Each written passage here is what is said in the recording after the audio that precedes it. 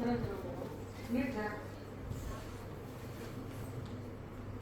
गुरुदेव दत्त. सर्वांनी म्हणायचंय श्री गुरुदेव दत्त.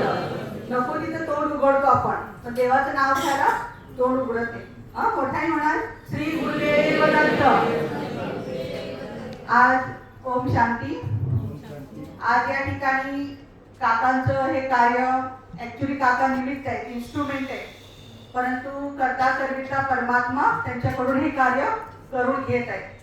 कारण दिवसेंदिवस आपल्या सर्वांना हे माहीत आहे की आपण कोण आहोत. काका आल्यानंतर पहिली गोष्ट हे सांगतात की आपण अतिसूक्ष्म ज्योतिस्वरूप आत्मा आहे, चैतन्य शक्ती अजर अमर अविनाशी आहे. आणि हे शरीर जे आहे ते पंचमहाभूतांनी बनलेलं आहे. पंचमहाभूतामध्ये ते विलीन होऊन जाणार आहे. पण जोपर्यंत आपण आहोत तोपर्यंत या शरीराद्वारे किती सुखदायी काम करतो हे महत्वाचं आहे, है ना. जर आता या अतृप्त शक्ती जी आपण बघतोय हे पण कोण आहे, ते परमात्म्याची पण बाळ आहेत, संतान आहे, परंतु अतृप्त आहेत, दुःखी आहेत. कारण रावणाचं वश आहे ते.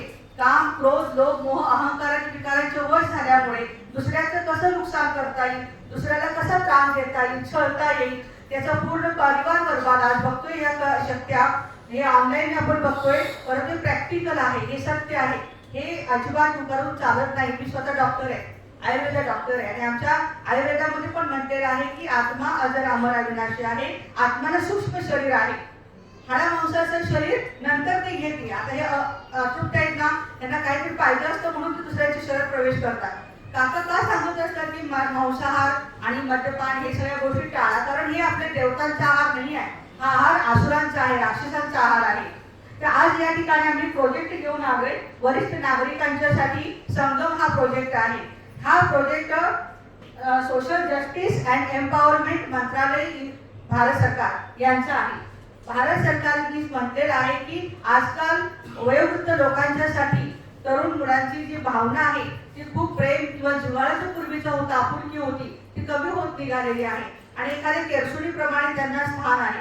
घरामध्ये ती व्यक्ती कमवती असेल, टेन्शन असेल तिच्या आई वडिलांना किंवा आजूबाजूला, तर थोडंफार भाजी भाकरी मिळते, ती पण मानाची मिळते का माहित नाही आपल्याला. तर आज तरुणांनी सुद्धा वयोवृद्धांच्याकडे खूप प्रेमानं आदरानं देव आहे घरामध्ये असं समजून जर त्यांची सेवा आपण केली तर जसं आता काका सांगतात की घरामध्ये स्वर्ग बनेल आपल्या. खरोखर तो स्वर्ग आहे. परंतु आजकाल इतकी विभक्त घर पद्धती होत निघालेली आहे. बाहेरच्या पाश्चिमात्य संस्कृतीचा एवढा प्रभाव आहे. मी बघते की आता आमच्या बोराळ्यामध्ये पण बघा तुम्ही ना, तरुण शिकलेली मुलं सगळी पुण्याला मुंबईला इकडे तिकडे, आणि वयोवृद्ध लोकांची इथे आहेत फक्त. मग कसं गाव आमचं विकसित होणार. आणि म्हणून एक